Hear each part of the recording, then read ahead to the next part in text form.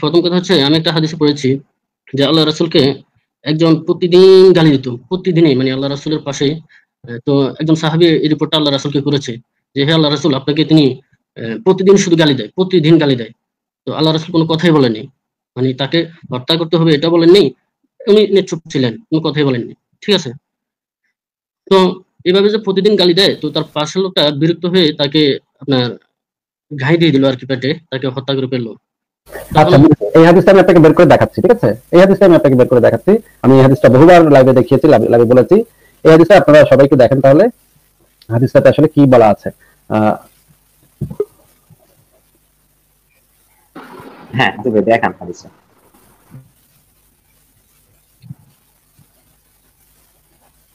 এটা হচ্ছে নাসিরউদ্দিন আলবানী এই হাদিসটা তাহকিক করে এটাকে সহিহ বলেছেন। দেখা যাচ্ছে নাকি? আচ্ছা, হ্যাঁ, এই হাদিসটা দেখেন, সুনান আবু দাউদ শরীফে তাহকিকৃত এই হাদিসটা আমরা পড়ি, যেহেতু মেহেদী ভাই আমাদেরকে এই হাদিসের কথা বললেন, হাদিসটা আমরা একটু ভালোভাবে পড়ি, একটু মানে ডিটেইলসে পড়বো হাদিসটা, ঠিক আছে? সবাই মিলে, মেহেদী ভাই আপনি পড়েন, আমিও পড়বো, আমি যদি কথা ভুল করি আপনি ধরাই দেন, কোনো সমস্যা নেই। তো হাদিসটাতে কি বলা হচ্ছে, সুনান আবু দাউদ শরীফের তাহকিকৃত 4361 নম্বর হাদিস, ইবনে আব্বাস, মানে খুবই প্রখ্যাত সাহাবী, হযরত মুহাম্মদের পিতাচাত ভাই এবং প্রখ্যাত সাহাবী ইবনে আব্বাস থেকে বর্ণিত। জনৈক অন্ধ লোকের একটি উম্মে ওয়ালাদ কৃতদাসী ছিল। উম্মে ওয়ালাদ মানে কি বলতে পারেন মেহেদী ভাই? জি ভাই, আপনি বলেন ভাই। না, বলতে পারেন কিনা বলেন, তাহলে আমি ব্যাখ্যা করে বলবো আপনাকে। জনৈক অন্ধ লোকের একটি আওলাদ কৃতদাস ছিল। উম্মে ওয়ালাদ মানে কি বলতে পারেন আপনি? না বলতে পারেন ভাই, কৃতদাস না, কৃতদাসী। জি জি, কৃতদাসী, জি। উম্মে ওয়ালাদের একটা স্পেশাল মিনিং আছে, সেটা আপনি জানেন কিনা, কি বলেন? না না, আপনি বলেন ভাই। উম্মে ওয়ালাদ মানে হচ্ছে তাকে বিয়ে করে নাই, দাসী, হ্যাঁ, কিন্তু তার পেটে তার সন্তান চলে আসছে, মালিকের বাচ্চা চলে আসছে, কিন্তু বিয়ে শাদী হয় নাই, কিন্তু সেই দাসীর গর্ভে তার সন্তান চলে আসছে। এটা ইসলামের বিধান যে আপনি দাসীর সাথে সেক্স করতে পারবেন, দাসীর পেটে যদি বাচ্চা চলে আসে তাহলে তাদেরকে বলা হবে উম্মে ওয়ালাদ। এটা কি আপনি জানেন ভাই?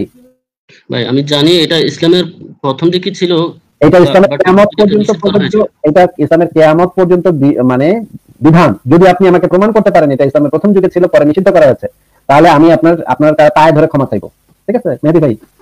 ঠিক আছে ভাই। আর যদি আপনি প্রমাণ করতে না পারেন তাহলে আপনি কি করবেন বলেন তো? আচ্ছা, এটা পরবর্তীতে এক সময় লাইভে বলবো ভাই। আচ্ছা, ঠিক আছে, আপনি এটা অবশ্যই প্রমাণ করবেন যে এটা ইসলামের প্রথম দিকের বিধান ছিল, পরে এটা রহিত করা হয়েছে, এটা আমাকে প্রমাণ দিবেন। প্রমাণ দিতে আমি কিন্তু আপনাকে বলেছি, আপনি যদি প্রমাণ দিতে পারেন আমি আপনার পায়ে ধরে মাপ চাবো, আর আপনি যদি প্রমাণ করতে না পারেন তাহলে আপনারও কিন্তু একই কাজ করতে হবে ভাই। এখানে এসে আমাকে সরি বলতে হবে, ভাই আমি ভুল বলছিলাম, মিথ্যা বলছিলাম, না জেনে মিথ্যা বলছি, এটা কিন্তু আপনার সরি বলতে হবে, ঠিক আছে? ঠিক আছে। আচ্ছা, আমরা তাহলে হাদিসটার সামনের দিকে বাড়ি। সে নবী সাল্লাল্লাহু আলাইহি ওয়াসাল্লামকে গালি দিত এবং তার সম্পর্কে মন্দ কথা বলতো। অন্ধ লোকটি তাকে নিষেধ করা সত্ত্বেও সে বিরত হতো না, সেটাকে ভর্ৎসনা করতো, কিন্তু তাতে সে বিরত হতো না।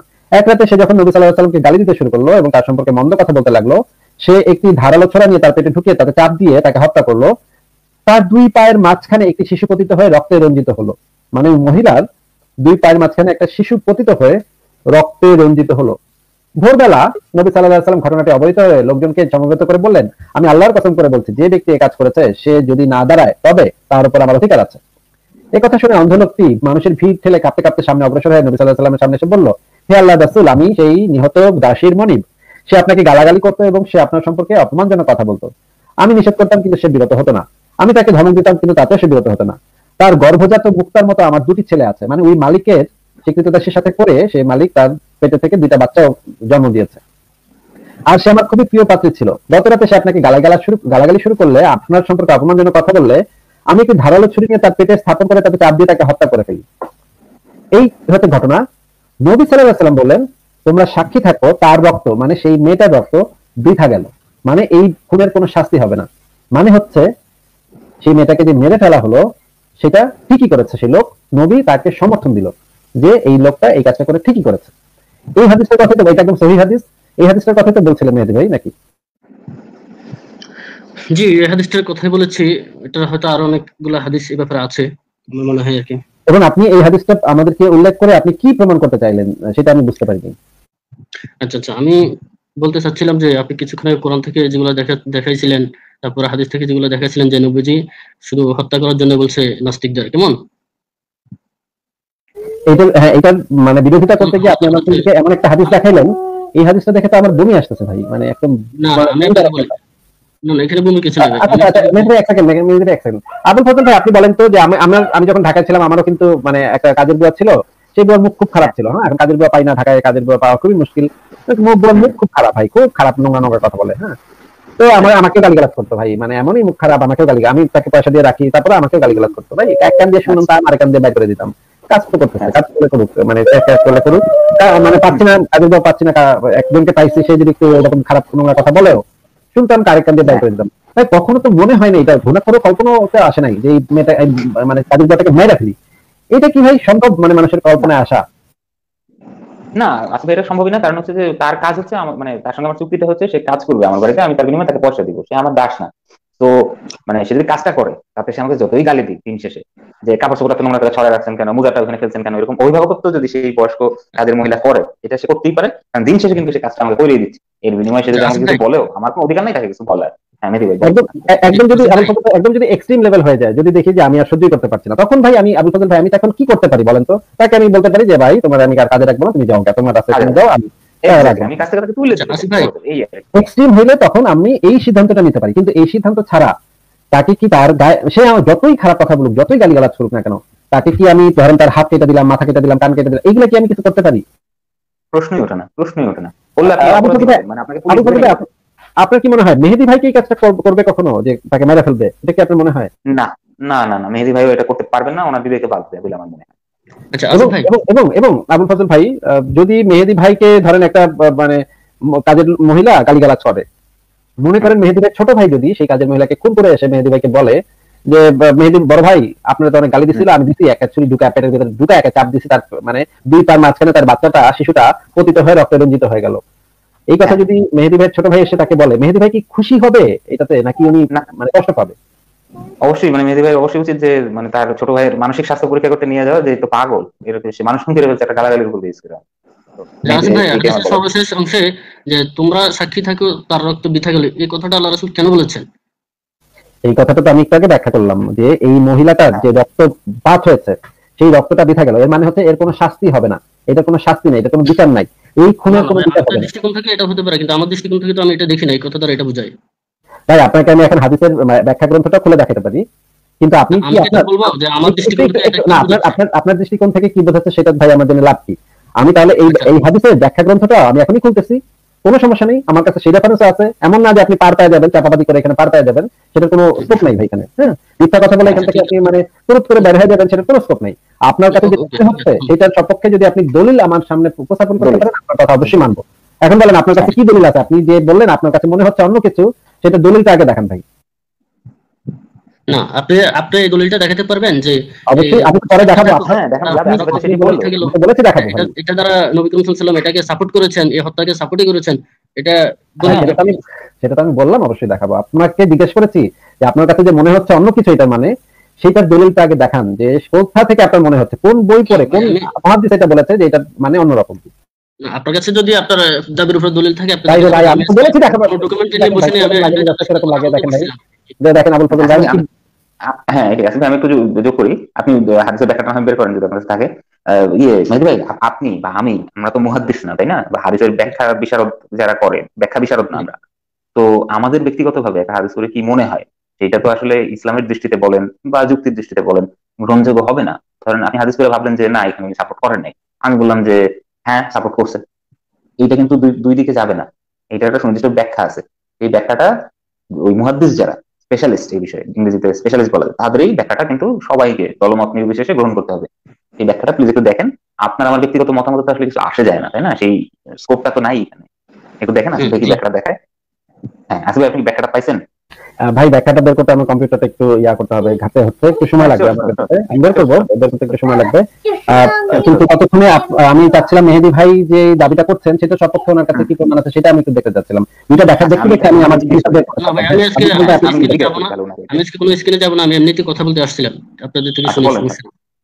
হ্যাঁ, তাহলে ভাই মানে রক্ত বৃথা যাওয়ার বিষয়টা, এটা তো মানে আমার আপনার ব্যাখ্যা হবে না। এখন আপনি আমাকে একটু বলেন, আপনি যে বলতেছেন ভিন্ন ভাবে মনে হচ্ছে, এটা কি আপনি কোনো মুহাদ্দিসের লেখা গ্রন্থ থেকে বলতেছেন, নাকি জাস্ট আপনার ব্যক্তিগত ভাবে মনে হচ্ছে? না, এটা আমার ব্যক্তিগত। আপনার ব্যক্তিগত, তাহলে তো ভাই লাভ নাই। এখন হয়তো রেফারেন্স অন্যান্য মুহাদ্দিসদের কথা থাকতে পারে যে আমার কথার সাথে মিল হতে পারে। সেটা তো আপনার দায়িত্ব, আপনি নিয়ে আসা সেটা, তাই না? আপনার দায়িত্ব পড়ে সেটা, যে আপনার আপনার ভাবনার সাথে যে মুহাদ্দিসদের কথা মিলে গেছে সেটা আপনাকে নিয়ে আসতে হবে। কিন্তু আমি বা আসিফ ভাই আমি এখন অন্য কোনো বিষয়ে যেতে চাই না, স্ক্রিনে যেতে চাই না, যদি আপনারা দেখেন তাহলে সমস্যা নেই। হ্যাঁ হ্যাঁ হ্যাঁ হ্যাঁ, অবশ্যই সেটা এত আসিফ ভাই যে ভাই দেখতেছে, এত মিউট করে আছেন, যে দেখতে। জি। বুঝতে পেরেছি বুঝতে পেরেছি। কিন্তু মানে আপনাকে মানে আমি সংক্ষেপে বলে রাখতে পারি সারাংশ, সেটা হচ্ছে যে মুহাদ্দিসরা ব্যাখ্যায় এইটাই বলছেন, যে সংক্ষেপে আমি বলতেছি, যে রক্ত বৃথা যাওয়ার অর্থটা কিন্তু ওইটাই, যে অর্থাৎ মানে এর কোনো বিচার হবে না। মানে হচ্ছে আগে নিয়ম ছিল যে কারো রক্ত যদি হয়, মানে রক্তপাত হয়, তাইলে সেটার প্রতিশোধ হিসাবে আরেকটা মানে যে খুন করছে তার রক্তপাত করতে হবে, নাইলে তো ওই রক্তটা বৃথা গেল। রক্তের বদলা রক্ত যে কথাটা, ওইটা কিন্তু ওই যে পুরাতন যে নিয়ম সেখান থেকেই আসে। অর্থাৎ এই মহিলার যে রক্তপাত হইলো সেটার পাল্টা হিসেবে ওই মালিককে খুন করার কোনো প্রয়োজন নাই, কারণ ওই দাসী মুসলিম ছিল না, এবং ওই রক্তটা বৃথাই গেল আর কি। অর্থাৎ ওই যদি মুসলিম হইতো, ওই ধরেন ধরেন না ওই যে মালিক, সে আরেকজন মুসলিমের রক্তপাত করছে কোনো একটা কারণ, তখন কিন্তু ওই মালিককে, ওই যে অন্ধ ব্যক্তি, তাকে তার রক্তপাত করে ওই রক্তপাতটা বৃথা হওয়া বন্ধ করতে হইতো। এটা রক্তের বদলে রক্ত, রক্তের বদলা রক্ত বিধানের নিয়ম। এখানে এই রক্ত বৃথা যায় না, এটার ব্যাখ্যা হিসেবে মুহাদ্দিসরা যেটা বলছেন, যে মোহাম্মদ যেটা বুঝেছেন, এটা হচ্ছে এটাই, যে রক্ত বৃথা গেল মানে এই মানে তার খুনির রক্তপাতের আর কোনো প্রয়োজন নেই, অর্থাৎ ডেথ পেনাল্টি বা ক্যাপিটাল পানিশমেন্টের আর কোনো প্রয়োজন নেই। ওই যে দেখেন আছে ভাই আচ্ছা, শেয়ার দিচ্ছে। বের করে ফেলেছি। চার মাযহাবের যে ঐকমত্যটা আছে সেই ঐকমত্যটা প্রথমে একটু বলে নেই। এটা হচ্ছে ইমাম আবু হানিফার মাযহাব থেকে আল্লামা খায়রুদ্দিন জামালি যে কথাটা বলেছেন, ফতওয়ায়ে বাজ্জাজিয়ায় লিখেছেন, রাসূলের কটূক্তিকারীদেরকে সর্বাবস্থায় হত্যা করা জরুরি, তার তওবা মোটেও গ্রহণযোগ্য নয়। চাই সে গ্রেফতারের পরে তওবা করুক বা নিজ থেকে তওবা করুক, কারণ এমন ব্যক্তি তওবার কোনো পরোয়াই করা যায় না এবং মাসালায় কোনো মুসলমানের মতভেদ কল্পনাও করা যায় না। এটি ইমামে আজম আবু হানিফা রহিমাহুল্লাহ, আহলে কুফি ও ইমাম মালিকের মাযহাব। এটা বলা আছে তামবিহুল উলাতি ওয়াল হুকাম গ্রন্থে, পৃষ্ঠা নম্বর 328। আল্লামা শাফি, যেটা শাফি মাযহাবের যিনি ইমাম, তিনি বলেছেন, ফাতওয়ায়ে শামিতে উল্লেখ করেছেন, সকল উলামায়ে কেরাম এই বিষয়ে একমত যে রাসূলের কটূক্তিকারীকে হত্যা করা ওয়াজিব। ইমাম মালিক, ইমাম আবুল আইস, ইমাম আহমদ ইবনে হাম্বল, ইমাম ইসহাক, ইমাম শাফি, এমনকি হযরত আবু বকর সিদ্দিকী, মানে ইসলামের প্রথম খলিফা, মুহাম্মদের পরে যে ইসলামের প্রথম খলিফা আবু বকর সিদ্দিকী সহ সকলের মতই রাসূলের কটূক্তিকারী তওবা কবুল করা হবে না। ফিকাহে হানাফি পরের রেফারেন্সে যাওয়ার আগে আমি একটু ইন্টারাপ্ট করি।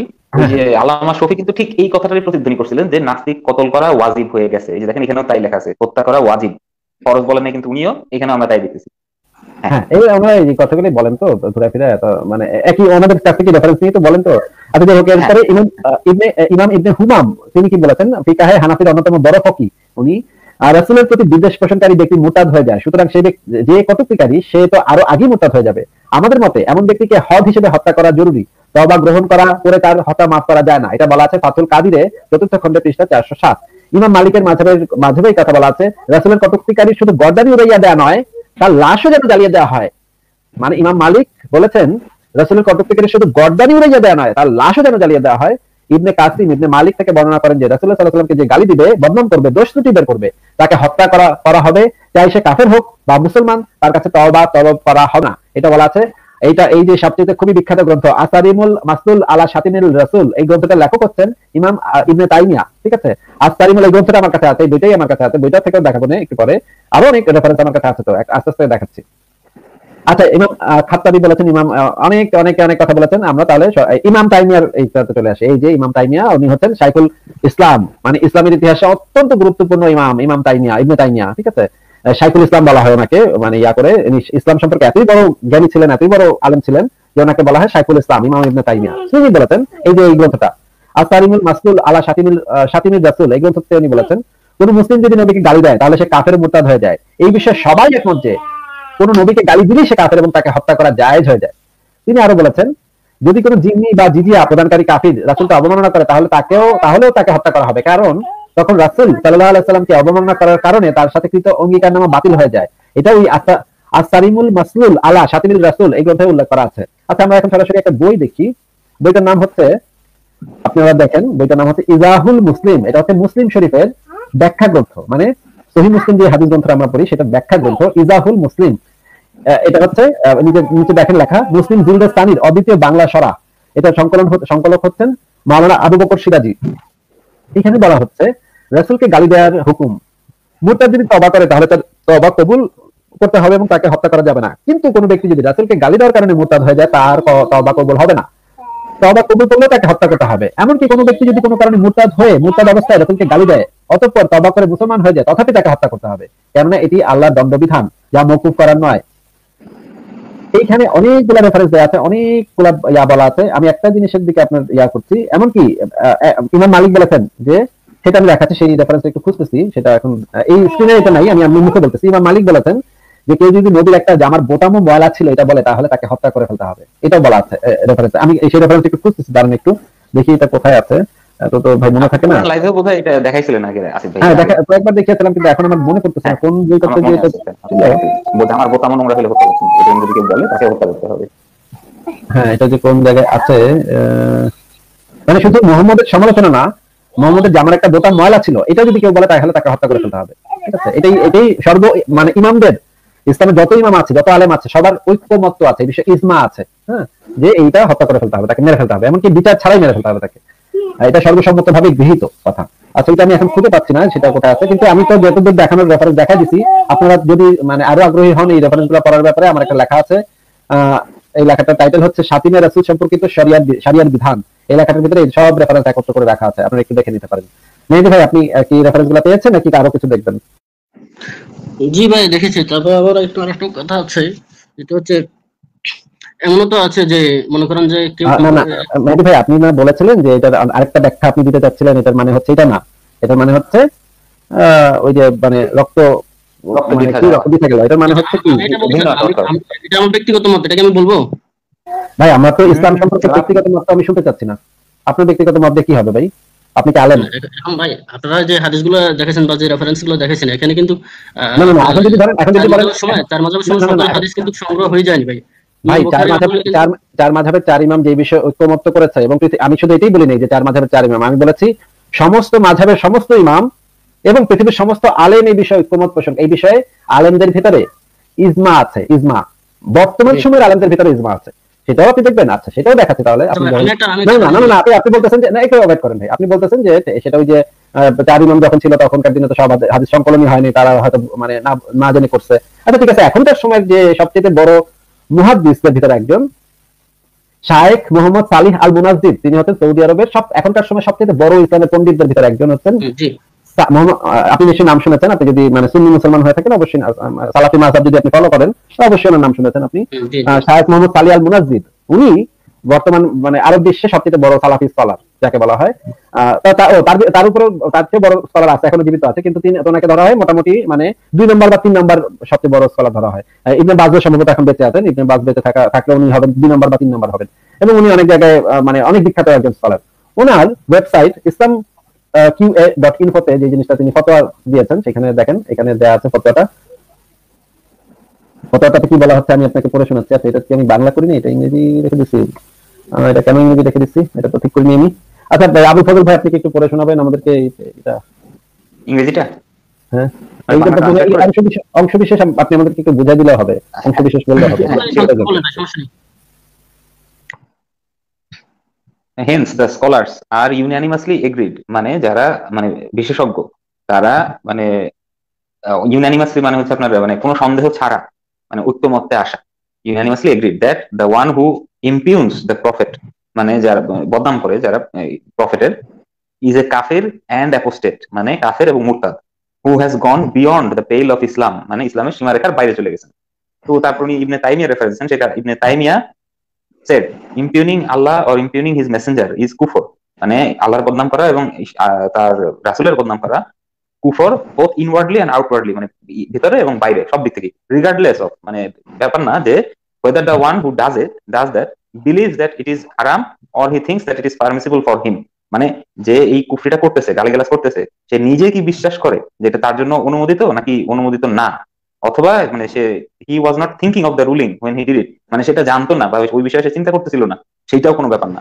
This is the view of the fuqaha and of all the ahle sunnah who say that the faith is compromised of both words and deeds, মানে সব মানে গেল আর কি, এরকম যে এটা কম্প্রোমাইজ হয়ে গেল, যে কোনো ব্যাপার না।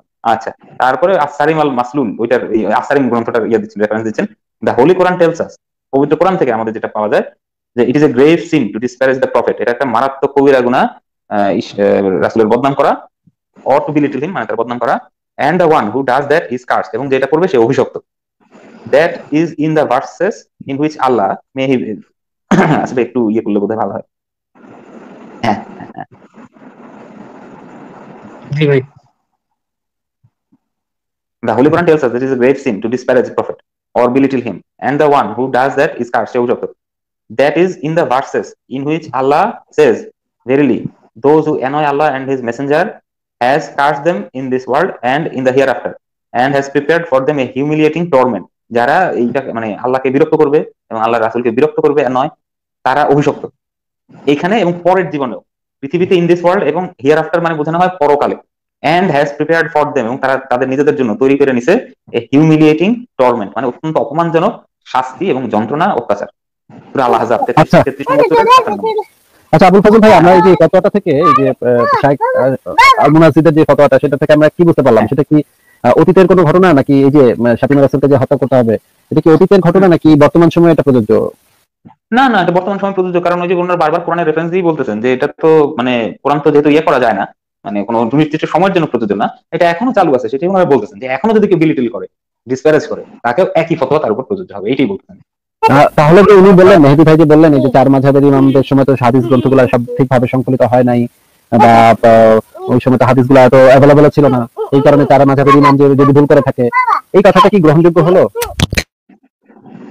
না তো আসলে এটা তো গ্রহণযোগ্য হলো না এটা এইভাবে, কারণ এখন তো মুনাজ্জিদ সাহেবরা, বাদ সাহেবরা, এগুলো তো ওনারা সব হাদিস জানেন, সব পড়েন, বইরাও ওনারা তো এর বাইরে কোনো ফতোয়া বের করতে পারেন নাই, বা করার আসলে মানে ইয়েও নাই, সুযোগও নাই ওনাদের।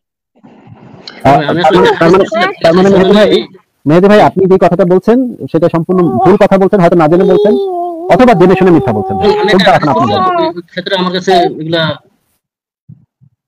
বিষয়টা বুঝছেন ভাই? ঠিক আছে ভাই, আপনি একটা হাদিস আমাদেরকে শুনাইলেন, সেটা শোনার সূত্র ধরেই তো আমরা এত কিছু বের করলাম ভাই। না না, আপনারা যে হাদিসগুলো দেখেছেন, এটা রেফারেন্স তার একটা হাদিস বলতে হয়। আপনি যে একটা হাদিসের রেফারেন্স দেখাইলেন, সেটার সাপেক্ষে তো আমরা এত কিছু জিনিস বের করে ফেললাম। হ্যাঁ, আর আরেকটা হাদিস বলতে গেলে কিন্তু আপনি আরো 10 লক্ষ ইমাম বুখারী রাহিমাহুল্লাহ 10 লক্ষ হাদিসের হাফেজ ছিলেন, বুঝেন বিষয়টা ভাই? আপনারা এটা কি আল্লাহর কোন একটা বিষয়ের উপরে বিচার করে ফেলেন? এটা ভাই ইমাম বুখারী, মেহেদী ভাই আপনি কি কোনো টু সাম এক্সটেন্ট বলতে যাচ্ছেন কোনো ভাবে যে বুখারী সাহেবের সংকলন করা হাদিসের প্রবলেম আছে, এরকম কিছু বলতে যাচ্ছেন? না না, আমি এটা বলিনি যে আপনারা এক দুইটা হাদিস দিয়ে মনে করেন যে আপনারা নিজেরাই ফতোয়া দিয়ে ফেলেন এক প্রকার। না না ভাই, আমরা নিজেরা আমরা ফতোয়া দিলাম, কি বলে এগুলো ভাই? না এক্স্যাক্টলি, আমরা ফতোয়া দিই। এখন যেগুলো দেখাচ্ছেন এগুলা এখানে হত্যা করার কিছু লজিক তো আছে ভাই। কুটুক্তি জিনিসটা কি ভালো না খারাপ? আপনাকে যদি কেউ না কটূক্তি জিনিসটা ভালো, এটা তো আপেক্ষিক ভাই। আমি আপনি খুব সুন্দর একটা প্রসঙ্গ আনছেন, কটূক্তি জিনিসটা ভালো না খারাপ। ভাই কটূক্তি জিনিসটা তো আমার কাছে ভালো হতে পারে, আপনার কাছে খারাপ হতে পারে। উদাহরণ দিতেছি, আপনি যে আযান দেন, আযানে বলা আপনি পরিষ্কার ঘোষণা দিচ্ছেন আল্লাহ এক এবং অদ্বিতীয়, আমি সাক্ষ্য দিতেছি আল্লাহু আকবার, আল্লাহু আকবার, আশহাদু আল্লা ইলাহা ইল্লাল্লাহ। আশহাদু আল্লা ইলাহার অর্থ কি? আমি সাক্ষ্য দিতেছি আল্লাহ ছাড়া অন্য কোনো ইলাহ নাই। আর ভাই আপনার আমার কটূক্তির হিসাবটা অন্যরকম, কিন্তু আল্লাহ রাসূলের সাথে কটূক্তি করা এটা ভাই কিন্তু মানে হিন্দু ধর্মের জন্য কটূক্তি, একজন বিশ্বাসী হিন্দু যে 33 কোটি দেবদেবীতে বিশ্বাস করে, শিব, ব্রহ্মা, বিষ্ণু, কালী, তার ধর্মের দৃষ্টিকোণ থেকে একটু ভাবেন তো, এটা তার জন্য কিন্তু কটূক্তি। ইভেন খ্রিস্টান যারা আছে, ক্যাথলিক খ্রিস্টান স্পেশালি, তারা কিন্তু ট্রিনিটিতে বিশ্বাস করে, অর্থাৎ আল্লাহ মানে জিহোবা, তার পুত্র যিশু এবং হোলি গোস্ট নামে একটা অদ্ভুত জিনিসে তারা বিশ্বাস করে। তিন, এই যে অলৌকিক শক্তিতে তারা বিশ্বাস করে, তিন, তাদের কিন্তু এক না, তিন। তো তাদের জন্য কিন্তু আপনার এই যে আশহাদু আল্লা ইলাহা ইল্লাল্লাহ, আল্লাহ ছাড়া কোনো মানে উপাস্য দেবতা নাই, উপাস্য ইলাহ নাই, এই কথাটা কিন্তু ঈশ্বরদের ইয়াদের জন্য, খ্রিস্টানদের জন্য অবমাননাকর। এখন খ্রিস্টানরা যদি আপনাকে কোপাইতে আসে, তখন কিন্তু ভাই আমরাই আপনাকে বাঁচাইতে আসবো, যে আপনার ধর্ম প্রচারের অনুমতি অধিকার আছে, আপনাদের কোনো অধিকার নাই এই মেহেদী ভাইকে খুন করতে আসার, এই জন্য যে উনি আপনার ধর্মের বিরুদ্ধে বলতেন। তো ভাই কটূক্তি জিনিসটা তো আপেক্ষিক, এটা আপনাকে তো বুঝতে হবে। ওরা তো আপনাকে খুন করতে চলে আসবে যে আপনি কেন একমাত্র আল্লাহকে বললেন, আপনি কেন যিশুর কথা আযানে বললেন না।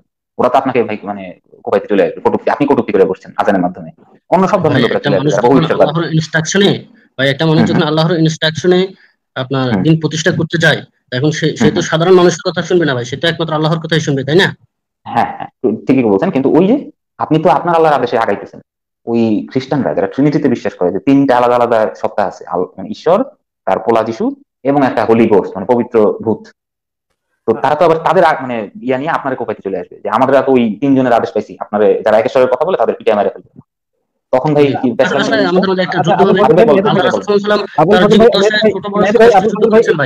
একটু আমার কথা একটু শোনেন, মেহেদী ভাই আপনি যে কথাটা বললেন, কি বললেন যে অন্য ধর্ম সম্পর্কে কটূক্তি করা, মানে এই অন্য ধর্মকে অবমাননা করা বা ধর্মের কোনো নেতাকে বা ধর্মের কোনো পূজনীয় ব্যক্তিকে অবমাননা করা, এই জিনিসটা কি আপনি কি বলেন, এটা খারাপ নাকি? আমি বলছি কটূক্তি জিনিসটা ভালো না খারাপ? আপনাকে কেউ যদি কটূক্তি করে খুব তীব্রভাবে, তাহলে এটা কি আপনার জন্য কি ভালো বা শুনতে ভালো লাগবে আপনার কাছে? এটা আপনি জিজ্ঞাসা করেছেন যে এটা ভালো নাকি, মানে এইটার জন্য আপনি যে ফাতিমা রাসূলকে মেরে ফেলার যে হুকুমটা, সেটাকে জাস্টিফাই করার জন্য এই কথাটা বললেন। তাহলে এখন আমরা আরেকটা জিনিস একটু দেখি যে এই একই কাজ নবী মুহাম্মদ করেছিল কিনা, তাহলে আমরা সেটা একটু দেখি। এখন আমরা মানে মানে সিরাত গ্রন্থ থেকে সেটাও আমি এখন প্রমাণ করে দিব যে আপনার নবী ছিলেন অন্য ধর্ম কটূক্তিকারী, অন্য ধর্মকে নিয়ে কটূক্তি করতেন। তো তারা তো ঠিক আছে, এটা আল্লাহর এটা নিয়ে কথা বলবো মানুষের কল্যাণের জন্য না কাজ না করতে ভাই, পরে বলেন। এটা মেহেদী ভাই একটু পরে বলেন, আপনি দেখেন আসিফ ভাই কি দেখাচ্ছে, একটু দেখেন প্লিজ। আচ্ছা, আমরা সিরাত গ্রন্থ থেকে দেখবো। এটা হচ্ছে আমি আপনাদেরকে বলে দিচ্ছি, সিরাত ইবনে হিশাম আকান ফারুক পৃষ্ঠা নম্বর 61-62। এখানে যে জিনিসটা বলা হচ্ছে আমরা একটু দেখি। রাসূলুল্লাহ সাল্লাল্লাহু আলাইহি ওয়াসাল্লাম আল্লাহর নির্দেশ মোতাবেক প্রকাশ্যে দাওয়াত দিলেও যতক্ষণ তাদের দেবদেবীর নাম উল্লেখ বা সমালোচনা করেননি, ততক্ষণ তারা মানে কাফেররা তার থেকে দূরে সরে যায়নি কিংবা তার বিরুদ্ধে প্রতিবাদ মুখরও হয়নি। কিন্তু যখন তিনি তাদের দেবদেবীর সমালোচনা করলেন, তখনই তারা তার আন্দোলনকে একটি ভয়ঙ্কর মারাত্মক জিনিস বলে মনে করলো, তার বিরুদ্ধে প্রচন্ডভাবে খেপে উঠলো এবং তার বিরুদ্ধতার শত্রুতায় কোমর বেঁধে নামলো। নিচে বলা হচ্ছে, কুরাইশরা যখন দেখলো সম্পর্কচ্ছেদ ও দেবদেবীর সমালোচনার বিরুদ্ধে তাদের প্রবল আপত্তিকেও রাসূলুল্লাহ সাল্লাল্লাহু আলাইহি ওয়াসাল্লাম বিন্দুমাত্র পরোয়া করছেন না, অধিকন্তু তার চাচা আবু তালিব তাকে পুরোপুরি সহযোগিতা করে যাচ্ছেন এবং তাকে আশ্রয় দিয়ে চলছেন, কোনো মতেই তাকে কুরাইশদের হাতে সমর্পণ করছেন না, তখন একদিন কুরাইশদের গণ্যমান্য নেতৃস্থানীয় ব্যক্তিবর্গ সদল বলে আবু তালিবের কাছে গিয়ে বলল, হে আবু তালিব, আপনার ভাতিজা আমাদের দেবদেবীকে গালিগালাজ করছে, আমাদের ধর্মের নিন্দা করছে, আমাদের বুদ্ধিমত্তাকে বোকামি ঠাউরিয়েছে এবং আমাদের পূর্বপুরুষদেরকে পথভ্রষ্ট বলে আখ্যায়িত করেছে। এমত অবস্থায় হয় আপনি তাকে এসব করা থেকে বিরত রাখুন, নতুবা তাকে সাহায্য করার জন্য আমাদেরকে সুযোগ দিন। দেখেন, কাফেররা কিন্তু মুহাম্মদের থেকে ভালো। আবুল ফাজল ভাই, তারা কিন্তু সাথে সাথে কতল করে দেয়নি মুহাম্মদকে। মুহাম্মদ কিন্তু তাদের দিকে কটূক্তি করেছে, অবমাননা করেছে, কিন্তু তারা কিন্তু কতল করে দেয়নি, তারা চাচার কাছে গিয়ে বিচার দিচ্ছে।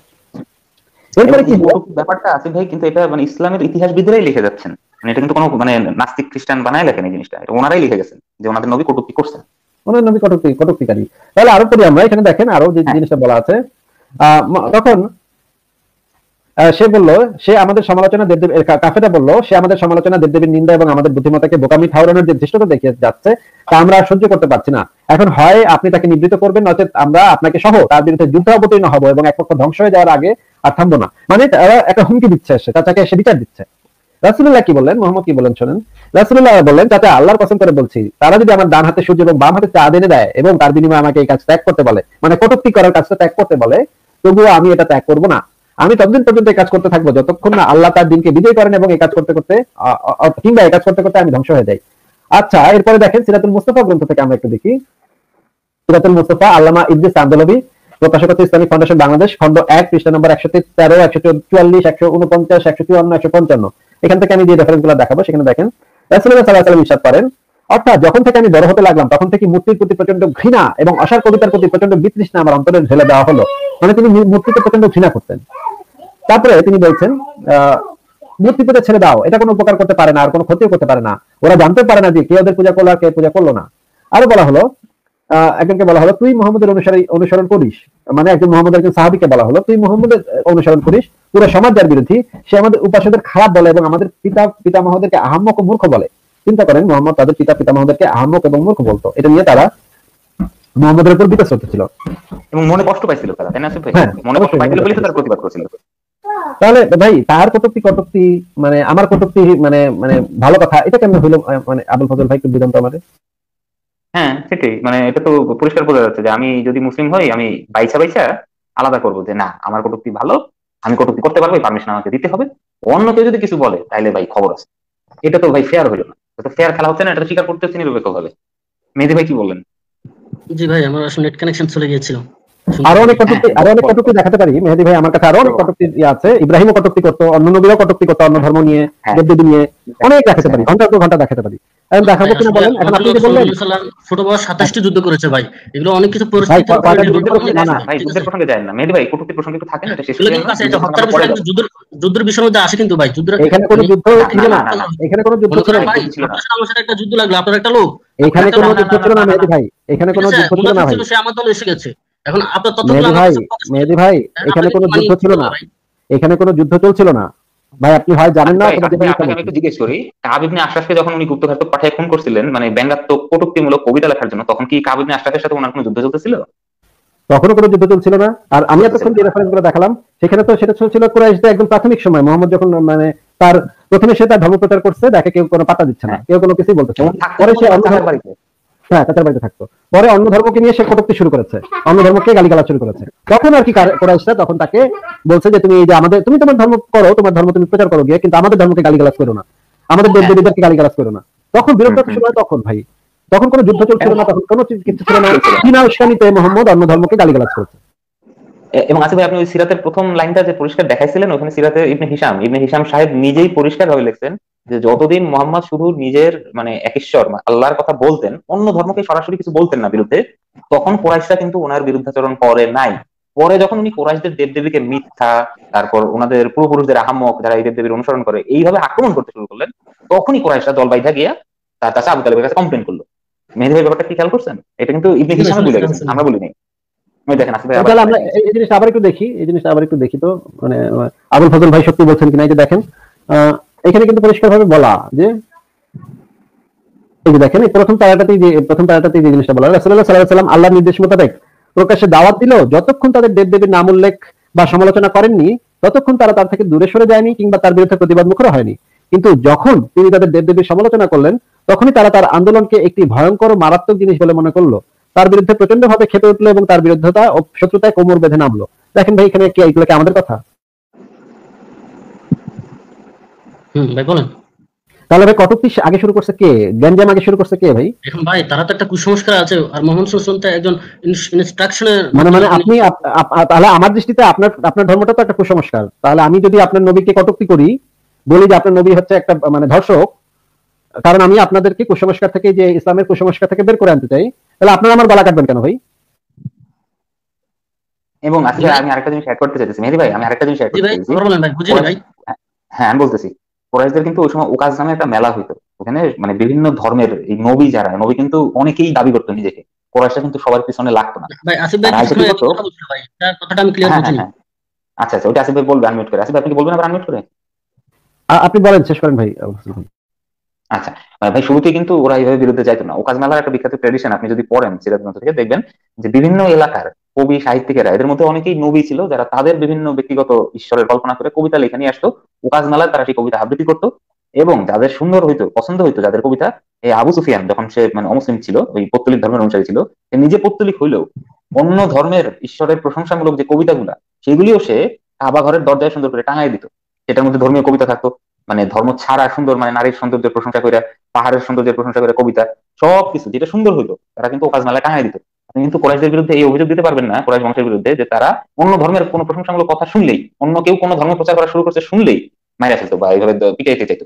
যতক্ষণ না তাদের নিজেদের দেবদেবীকে কেউ আক্রমণ করতেছে, তারা কিন্তু ওইটা শুনতো, মজা করতো ওইটা নিয়ে, এবং সম্মানও দিত ওই কাবা ঘরের ওখানে কবিতা টাঙাই দিয়ে। এরকম অনেক ধর্মীয় কবিতা টাঙাই দেওয়া হতো ওখানে, যেটা কুরাইশদের ধর্মবিশ্বাসের সঙ্গে মেলে না। তো মোহাম্মদও সেইভাবেই বলতেন, তাদের সরাসরি তার পিতৃপুরুষের দেবদেবীকে আব্দুল মুত্তালিব বা আবু তালেবের ধর্মকে উনি আক্রমণ করতেন না প্রথম দিকে। তখন কিন্তু দেখবেন তারাও মানে মোহাম্মদ সাল্লাল্লাহু আলাইহি ওয়াসাল্লামের বিরোধিতা করতো না। যখন মোহাম্মদ সাল্লাল্লাহু আলাইহি ওয়াসাল্লাম তাদের দেবদেবীকে আক্রমণাত্মক কথাবার্তা কটূক্তি করা শুরু করলেন, সিরাত থেকে আপনি পরিষ্কার দেখলেন, তখনই মানে কুরাইশরা ওই ট্র্যাডিশনটা ভাঙিয়ে যে ভাই এটা তো বাড়াবাড়ি হয়ে যাচ্ছে, আপনি লিমিট ক্রস করতেছেন, তখন তারা আক্রমণ করলো বা মানে বিরুদ্ধে গেল। এটা কি বুঝতে পারছেন মেহেদী ভাই, আসিফ ভাই? আচ্ছা আবুল ফজল ভাই, আমার মনে হচ্ছে মেহেদী ভাই কোনো আমাদেরকে কোনো তথ্য প্রমাণও দেখাতে পারছেন না, কোনো রেফারেন্স বা কোনো কিছু দেখাতে পারছেন না, ওনার মন মতো ইচ্ছা মতো কথা বলছেন। আগামীকাল দেখাবেন এরকম মেহেদী ভাই, এরকম হলে তো হবে না। না না ভাই, আজকে আমি এমনি আসছি, কথাবার্তা বলবো সেজন্য। আচ্ছা মেহেদী ভাই, তাহলে আপনি না ভাই আসিফ ভাই, আপনি কিছুক্ষণ একটা কথা বলছিলেন। মেহেদী ভাই একটু শুনেন ভাই, মেহেদী ভাই এক সেকেন্ড, আপনাকে আমি একটু বলি যে আপনি যেদিন একটু মানে রেফারেন্স গুলো একত্রিত করে আমাদের সাথে আলোচনাটা করতে আসবেন, তাহলে সেই দিন আসেন, নাহলে আজকের আলোচনাটা তো একটা বিষয় শুনেন, সাবজেক্ট অনুযায়ী আলোচনা করলে ভালো লাগে, কিন্তু আপনারা একটা থেকে আরেকটা এগুলো কিন্তু ভাই আমরা কটূক্তি ছিলাম, আপনি প্লিজ একটু মনে করে দেখেন, আমরা কটূক্তি ছিলাম, এবং কটূক্তি করার কারণেই ওই যে অন্ধ সাহাবীর মানে গর্ভবতী দাসীকে হত্যা, সেটা কি রক্ত বৃথা যাওয়া বৈধ না অবৈধ, বৃথা যাওয়াটা কি মানে কি অর্থ, সেটা কিন্তু আসিফ ভাই আপনাকে এতগুলি রেফারেন্স থেকে দেখাইলো যে রক্ত বৃথা যাওয়া মানে হচ্ছে আর কোনো বিচার হবে না, তার কোনো পানিশমেন্ট নাই। আমরা কিন্তু পয়েন্টেই আছি ভাই।